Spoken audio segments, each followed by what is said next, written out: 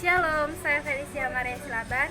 Saya bersekolah di Metode 7 Medan, tepatnya saya kelas 11 IPS. Kami dari kelompok 1 ingin menyelesaikan tugas dari Pak Mangara Simbolon tentang respon bangsa Indonesia terhadap kolonialisme dan imperialisme dalam bidang politik. Perkenalkan, nama saya Joshua Saragi dari kelas 11 IPS. Saya salah satu anggota dari kelompok 1. Perkenalkan, nama saya Tania Pasaribu, saya dari kelas 11 IPS. Saya merupakan anggota dari kelompok 1. Perkenalkan, nama saya Riko Turnip, saya dari kelas 11 IPS, saya dari kelompok 1. Perkenalkan, nama saya Mandalis Karamanik dari kelas 11 IPS. Saya dari kelompok 1. Perkenalkan, nama saya Sanuk Menjirkan, saya kelas 11 IPS. Saya merupakan bagian dari kelompok 1. Perkenalkan, nama saya Jos Gayus Silaban dari kelas 11 IPS. Di sini saya beranggotakan kelompok Nursintauli. Perkenalkan, saya Nursintauli Febrianti Borna Pudupulu, saya dari kelas 11 IPS. Saya adalah ketua dari kelompok 1. Kali ini kami akan memulai pembahasan tentang respon bangsa Indonesia terhadap kolonialisme dan imperialisme dalam bidang politik.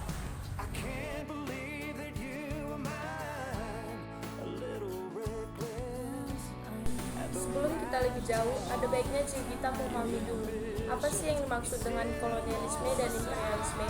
Nah, kolonialisme berasal dari kata kolonius yang memiliki arti menguasai. Kolonialisme memiliki arti supaya sebuah negara membangun kekuasaan di luar wilayah kekuasaan negara tersebut.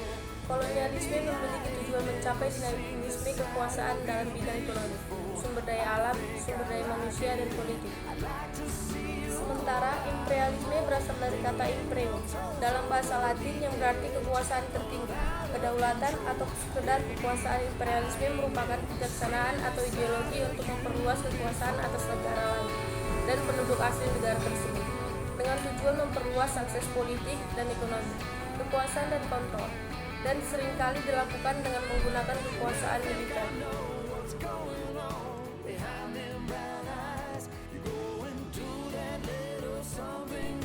Kolonialisme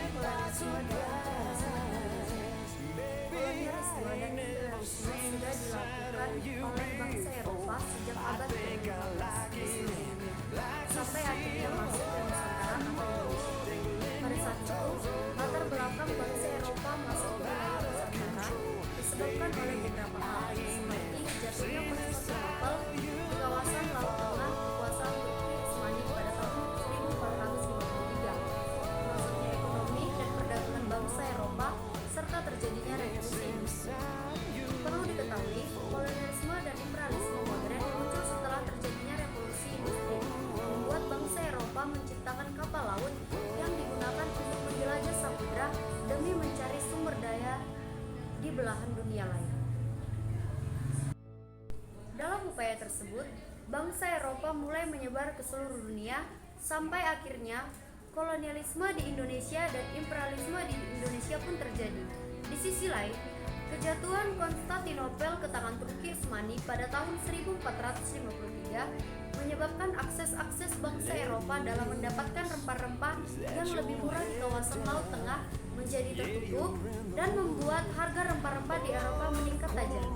Lama-kelamaan, mereka semakin berambisi menguasai berbagai negara untuk keuntungan ekonomi dan kejayaan politik mereka, terutama pada wilayah-wilayah seperti Indonesia yang merupakan hasil rempah-rempah yang dihasilkan di Indonesia, mendorong mereka untuk melakukan kolonialisme dan imperialisme karena rempah-rempah pada masa itu menjadi komoditas yang sangat laris di Eropa. Bangsa Eropa kemudian menyebut Nusantara sebagai India.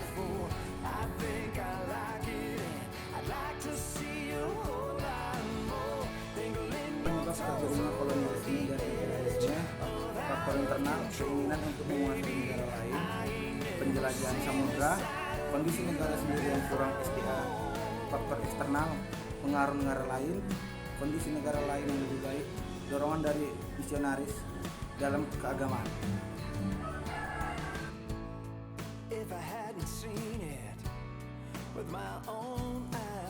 Dari penjelasan tentang imperialisme dan kolonialisme,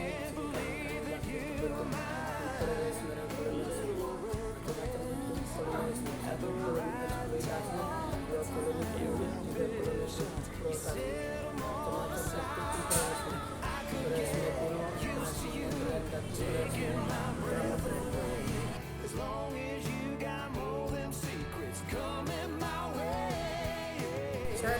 menjelaskan tujuan imperialisme dan kolonialisme.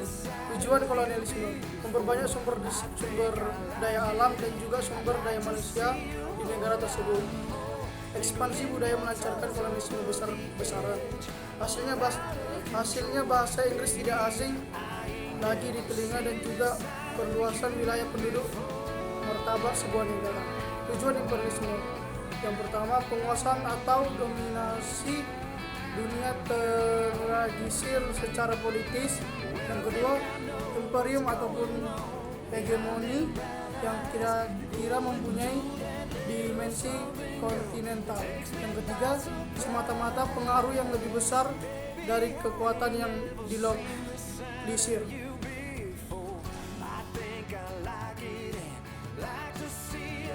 Perbedaan kolonialisme dan imperialisme.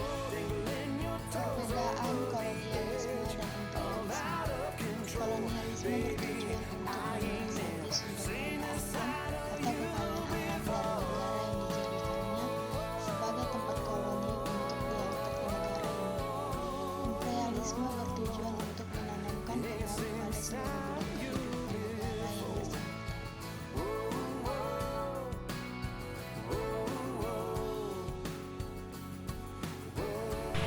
Persamaan imperialisme dan kolonialisme.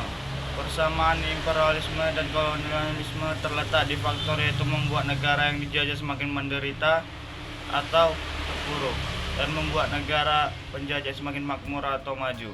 Itulah pembahasan mengenai pengertian kolonialisme dan imperialisme. Perbedaan antara kolonialisme dan imperialisme.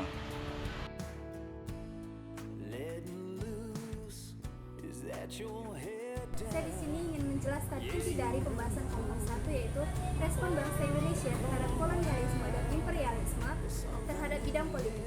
Respon bangsa Indonesia atas kolonialisme dan imperialisme dalam bidang politik tentunya adalah menolak dengan beragam cara atau dalam bidang politik, yang salah satunya adalah membentuk sejumlah organisasi pergerakan seperti misalnya Budi Utomo.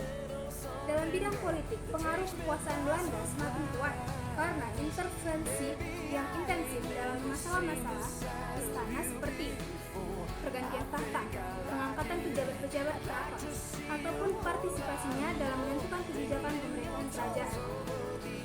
Dengan demikian, dalam bidang politik, penguasa-penguasa di bumi makin tergantung pada kekuasaan asing, sehingga kebebasan dalam menentukan kebijaksanaan istana makin menipis.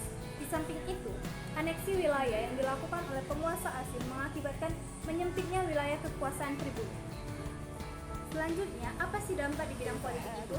Yang pertama, Denles sudah menetapkan dasar pemerintahan yang modern. Para bupati dijadikan pegawai negeri dan digaji, padahal menurut adat istiadat kedudukan bupati adalah turun-temurun dari mendapatkan upeti dari rakyat. Yang kedua, Jawa dijadikan tempat pusat pemerintahan dan membaginya menjadi prefektur. Yang ketiga, dahulu hukum yang digunakan yaitu hukum adat dan kemudian diubah menjadi hukum barat modern. Yang keempat, Belanda dan Inggris melakukan intervensi terhadap persoalan kerajaan. Contohnya, tentang pergantian tahta kerajaan sehingga imperialis mendominasi